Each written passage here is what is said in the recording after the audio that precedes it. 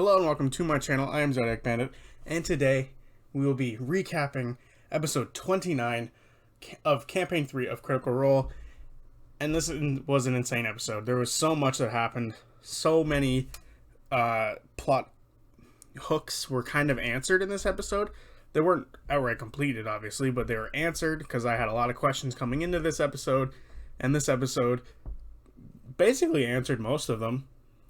I would say probably about 75% of the questions I had about certain things were answered in this episode. So if you haven't watched this one yet, go watch it, because it's honestly probably one of the most jam-packed episodes with information so far in this campaign. So we're going to start off where we left off last time, which was Dusk grabs Birdie and Fern by the hand, and Birdie tells Fern to leave and to not be a part of this. Dusk says she's done nothing wrong to Fern and tells Birdie that Birdie can explain or Dusk will. Birdie explains that Dusk, or whatever her name is from the Unseelie Court.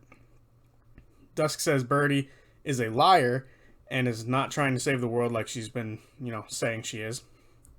Laudna asks what the Seelie and Unseelie Court are and what Birdie is doing.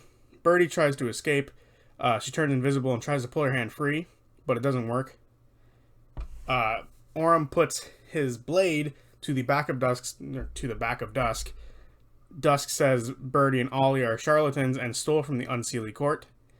Birdie says she did, and it's better being used by them than by Birdie and Ollie, rather than be in some sort of vault being used by the Unseelie Court.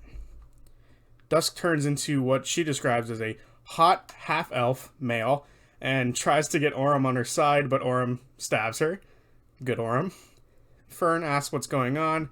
Dusk says Birdie is a thief, which Birdie already kind of confirmed. Birdie says that she did steal something from the Unseelie Court, but she needed to.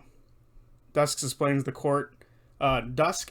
courts to the party. Basically, the Seelie Court are kind of what would be considered good Fae entities, and Unseelie Court are considered to be, bad or less trustful Seelie or Fae members. Laudna asks what Dusk's real name is, and it's Suffadid? I didn't quite catch the last name, but it's, as far as the first name, it's U, which gets super confusing. Birdie tries to pull away again, and begins to run and tells Fern to not get involved. Imogen uses Mage Hand to hold the door shut, and Ashen blocks the other door to keep Birdie in. Yu says she didn't lie to anyone in the party, but she couldn't trust them, and she couldn't say anything because who would believe her? Ashen votes to KO both of them because he's kind of getting pissed off at this point. Yu wants to take back whatever was stolen by Birdie and wants to take Birdie back for judgment from the Unseelie Court. Birdie says she's only wants to be. Birdie says Yu only wants to kill them. Yu claims that Birdie is a liar and that Yu isn't a liar. Fuck, the notes get so confusing when there's Yu all over the place. But it's spelled Y-U, so my brain should really connect that it's not the right word. FCG asks about the years difference that's, between Birdie and Fern's stories, and really no one has an answer for why it's 6 years for Birdie and why it's 90 years for Fern. Yu brings this up and also brings up the postcards and how they weren't really made by Birdie, and that alone, like the mistrust in time and the postcards, should be enough for the party to believe Yu. And at some point, the party make a switch somewhat to kind of believe what both of them are saying. They begin to ask Birdie what she's doing. Birdie then jumps toward Yu while invisible and stabs her, which makes her visible again. Imogen tries to cast command on both Yu and Birdie to stop doing what they're doing, while FCG absorbs some of the damage to Yu from Birdie. Yu fails the command saving throw, but Birdie doesn't. Birdie grabs Yu and holds her blade to Yu. Jeez. pleading for the party to leave and to not be involved. The party want to calm Birdie down to talk. They want to figure out what's going on. Orem disarms you. Chetney lights his chisel. Laudna asks Fern what she wants to do. Chetney wants Fern to get Birdie to talk. Fern asks her mom, again, what's going on. Birdie reveals that Fern was born in Exandria and is Ruid is born, which is a huge, reveal. Birdie asks Fern to pick a side, and Fern tries to stab you with her flame blade. This is where combat starts. And a insane 20-minute opening was all of that right there. Fern misses her strike, and you, with you, kind of, putting seeds of doubt in her head. Orem then crits on you and, continues to slash away at her, trying to kill her. Chetney then rushes to the door and holds his action for either Birdie or you to come running toward it to try to escape. Birdie then casts some sort of black sword and tells Fern that they'll keep coming unless they finish it here, meaning Birdie believes that killing Dusk or you will stop any assassins from coming, which is kind of iffy in my opinion. Birdie then misses her swing with her black blade. Like mother, like daughter, they seem to miss. You saves her reaction for when Birdie tries to move away. Fern then swings her flame blade again. This time she's able to hit, but you grabs onto Fern, and Fern is able to rip her hand away. You says she's sorry for lying to Fern and asked, what would she have done if you had told her the truth, to which Fern says that she would have probably believed her. And then at this point, Fern summons Mister. Laudna then casts Bane on you, Birdie, and Fern. Birdie is the only one to fail, however. Laudna then says she doesn't want to kill you, but can't let her leave either. You turns into Imogen, and this doesn't help you out at all, as Laudna's not a fan of this idea. You tries to make everyone afraid with what I believe was channel divinity, which is interesting. And it only works on Chetney and Birdie. You tries to convince the party that she's not the bad guy and tells them that she could have killed them at any time and time again, because she kind of sees them as a bunch of idiots. And she didn't, because she needed to use them. I mean, that, to me, that was weird. Her trying to convince them that she didn't kill them because she's a good person, but she was just using them. So to me, it was kind of weird. You cast Hexblade's Curse on Birdie. You tells Birdie the same thing she did to Fern, but name drops the Keeper of the Moon Tides. Who the hell is that? I would imagine it's the person who kind of communicated to her in the dream she had.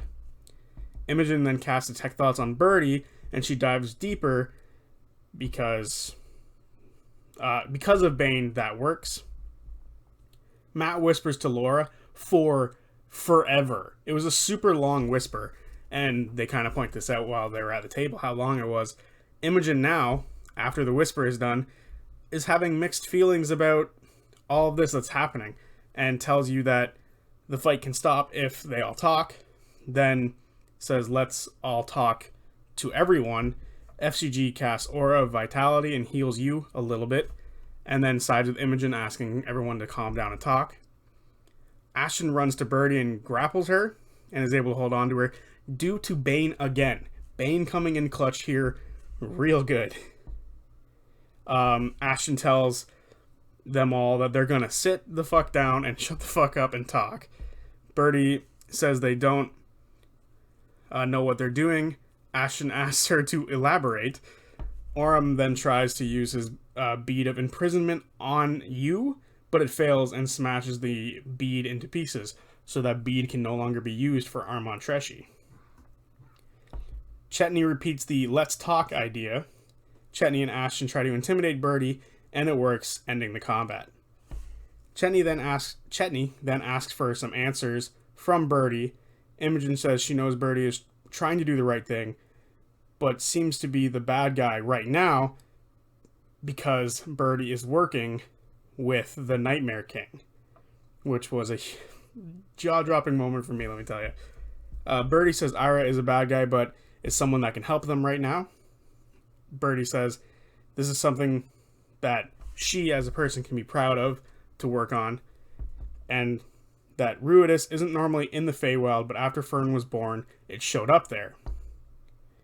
Birdie says the Unseelie Court were all open to the idea of using boons from the moon, and Ollie was getting dreams of Fern in the middle of destruction from Ruidus.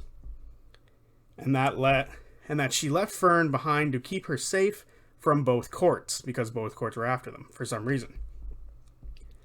Birdie then, they then ask Birdie how old she is, and she says she's in her late 50s, early 60s, making Fern older than her, which is weird.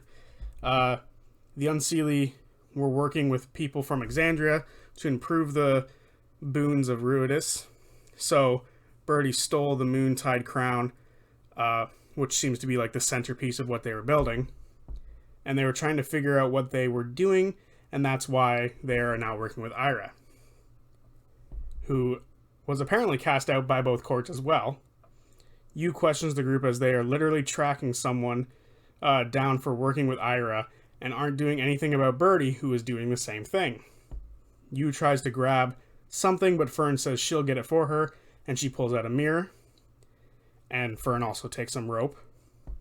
The mirror has corrupted versions of Yu's people, meaning changelings, inside the mirror, and it was also made by Ira.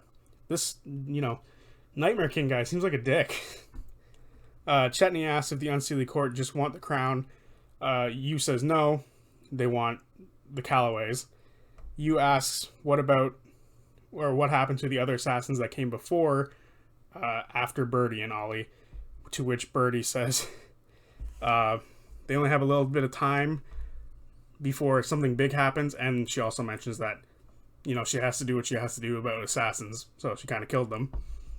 Laudna tells Birdie that Ira took kids, and Birdie says she doesn't know anything about that because that was one of his jobs he was doing for making money. Had nothing to do with Birdie by the sounds of it. She says they were trying to get money to pay for everything that they were trying to, do for this research they need. Imogen asks what they're trying to do. Birdie says they're trying to make a device to understand Ruidus. Orem says they can't work with Ira, but Birdie says that he is a necessary evil.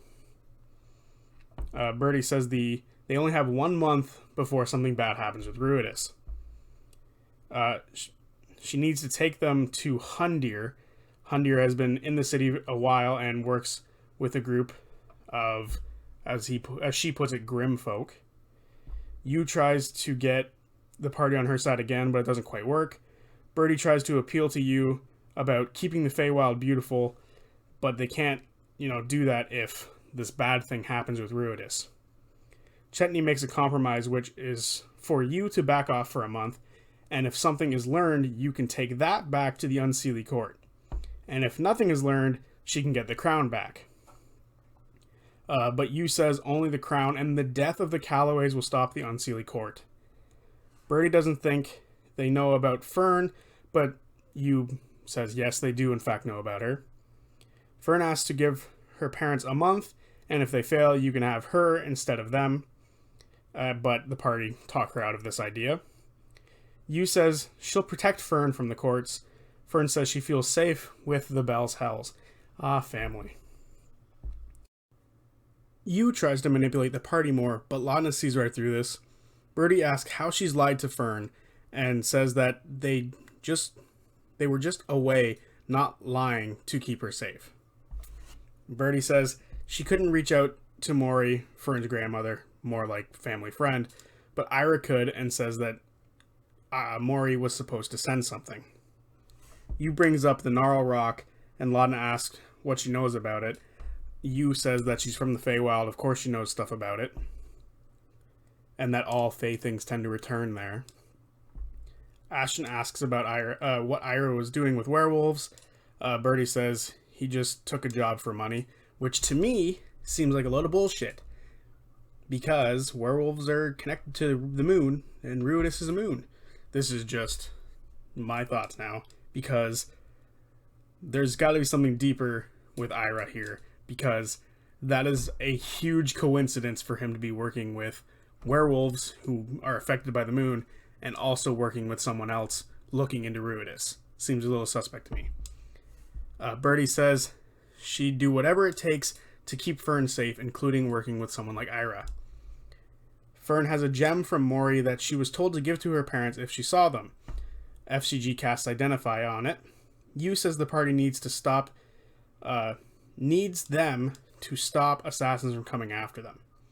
So Yu basically saying that she can stop the assassins from coming to get them. She can report to the court to keep others away.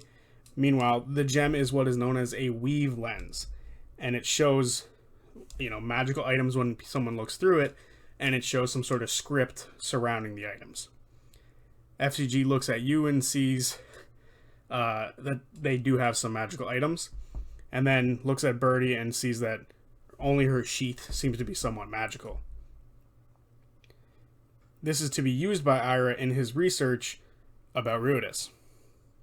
Birdie says she'll give the crown back once they're done with it, and will go with Yu if need be, as long as Yu stays far behind during this month of research. Yu says they need her, but the party disagree. Aurum says she could let Imogen into her mind, but Chetney says if they're going to ask you to trust, if they're going to ask you to trust them, they also need to show some trust towards you. Laudna asks if there is a way for you to agree to this, because it all seems to be on her right now that she's not agreeing. Imogen says that this will make you a hero and tries to convince her, which Yu agrees to this because it will make her a hero. It will make her look great in the Unseelie court if she comes back with some more information other than just they're dead. But she will be checking in on this, as she doesn't really trust anybody.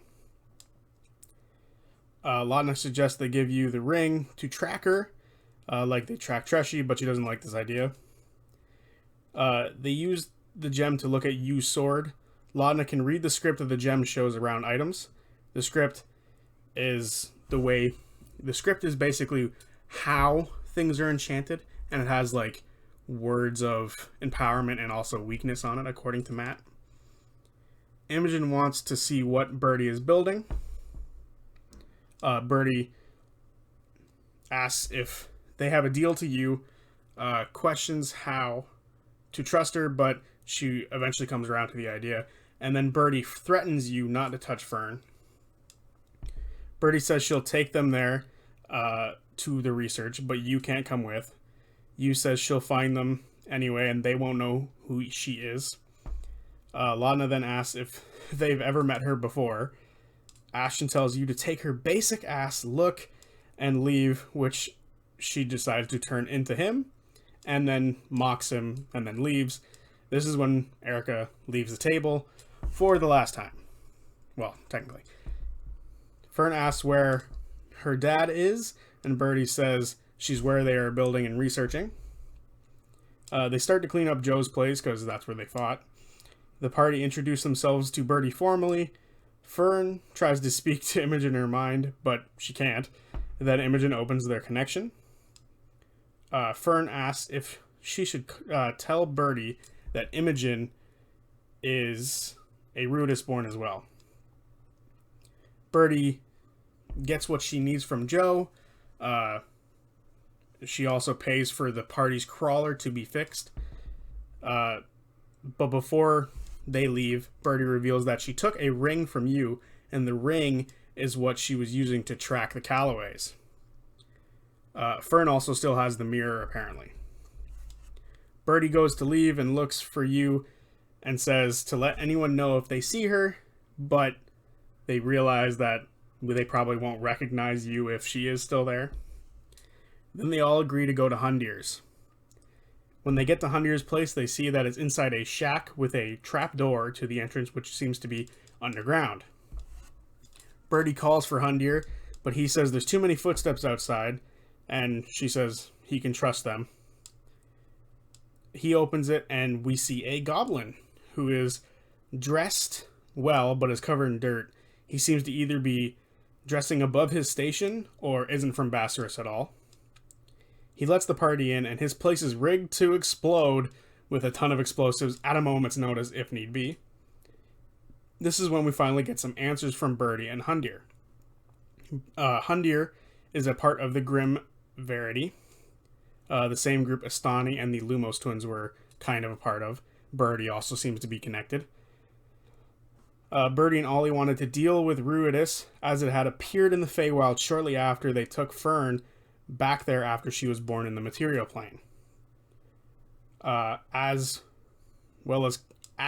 Ollie was collecting herbs, he began having visions of Ruidus causing ruin and Fern in the middle of it all. No one believed them in the Seelie Court, so they went to the Unseelie Court, who were working with people from the material plane to get good boons from Ruidus. Imogen describes Odahan to Birdie, and Birdie confirms that she was one of the people working with the Unseelie Court. And there was another elven man with her. Birdie and Ollie eventually saw what the Unseelie were doing with the crown to get more boons from Ruidus, so they stole the crown to keep the Unseelie Court from taking more of these boons. They then went to the Nightmare King, as they really had nowhere else to go, as he had also been kicked out by both courts. It is also hinted at this point that Mori, the person that raised Fern, might be some sort of archfey, because people were too scared to go near her, or her domain, which, when we talk about fey people, is quite the statement. Hundir explains a bit about Ruidus, and how it seems that it wasn't always in the sky like Katha was, which means there was likely forgotten gods before Ruidus showed up. This was learned in new text that was found in Vasselheim by another member of the Grim Verity. This member lost their life to give the group this info, as they stole the text, much like Ollie and Birdie stole the crown. And now the temples of Vasselheim are likely after them. The party question if the Grey Assassins are with this temple or not. Probably not. Seems a little weird for Grey Goo Assassins to be part of temples. Orem asks how Birdie is able to trust the Nightmare King. Birdie doesn't fully trust him, but she needs him to do the work. One of the last things the party learned is that Imogen's mother, Liliana, worked with the Grim Verity to do research on Ruidusborn, and that lately there have been more Ruidusborn popping up, or being born. The party decided they want to go see what Birdie is working on, but they remember they also have to go to the Paragon's Call soon to do whatever they were supposed to do with them. They think they can do both in a relatively short amount of time, and decide to go look at the research first. They return to Joe's to get their fixed crawler to make travel easier, and also put some sort of carriage on the back of it to make transporting more people easier, if not a bit more dangerous if they go too fast. They meet up with Birdie on the outside of the Taste of Teldore and race off to the gloomed jungle where the research is. Then they turn around and pick up Hundir because they forgot him, and then race off toward the jungle once more. And that's where the episode ends. This episode is jam-packed with shit. It's insane how much stuff was in this episode. I couldn't tell you how much this episode fucked with videos I had down the line. I had theory videos about how Odahan and Treshi were connected to the Grey Assassins, and that they're also, working with the Nightmare King in some sort of relationship with the moon, and how they're all related and blah blah blah. And then this episode comes out and tears all of that down, because they confirmed almost every bit of it. The only bit that I didn't think about in my theory was Ollie and Birdie's connection to what seems to be the Unseelie Court and Odahan and the Nightmare King working with them. That was like the only kind of thing that my video script didn't have. So I'm mildly miffed, because this is the second time in as many episodes where one of my theory videos goes out the window. So that's nice. But that's a part of the territory, I suppose. But this episode was awesome. And there were some things I didn't get to fully talk about in the recap. Like, at one point, Hundir brought up I'm forgetting the word now. Apathy. The whole point of Liren's plan in EXU Calamity or the apogee solstice, I believe is what it was called. They brought that up, which to me was interesting because that means that this, this Ruidus moon thing could also be connected to letting primordials out. Now I'm getting into theories, but it's honestly, this was a great episode, if not theory destroying, but it was fun. I enjoyed every minute of it. This was another one of those episodes. They've had a string of episodes that were really good. I am happy to say Erica is gone now. I've done a little bit more looking into her as a player, and I'm glad she's left. I don't think she fits all that well. Her character was fun. Really enjoyed the twist with it. I really enjoyed her time here, but she had a bit of a problem with speaking over people. So, and that seems to be a problem she has in general when playing D&D. So, mildly glad she's gone. She will be missed. I did like the whole what will happen with Dusk/you. When will she reveal herself to be a villain? So, kind of upset that's gone, but I'm not upset at the same time. Kind of glad it's a little over now. So, yeah, overall, really good, really fun episode. And now, next week, I don't have a theory video, and I'm going to have to think of something else. The only thing this episode didn't quite answer for me, which I said at the beginning of this video, was how Keyleth is connected to the Grey Assassins.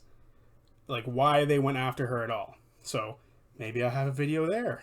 But who knows. That's been me. This episode was great. See you guys on Tuesday for whatever video I make next. Peace. Actually, before I go, forget that piece. This week, 2 days ago now, I hit 300 subscribers, and that's really cool. And now I think we're at 309, which is really awesome. And I just want to say thanks to all of the old viewers who've been around for a while. Thanks to all the new viewers. Thanks for everyone who comes back. Thanks to the people who this is your first episode here. Hopefully my voice isn't annoying to you and you hit that subscribe button as well. This is great. Never in my wildest imagination did I think 50 subscribers was possible. Did I think 100 was possible? 200 and now 300. And yeah, super grateful for all of those who have stuck around, watched videos, and yeah, just help this channel grow. That's all on you guys, not on me. So, thank you very much. With that, peace. I'll see you guys on Tuesday.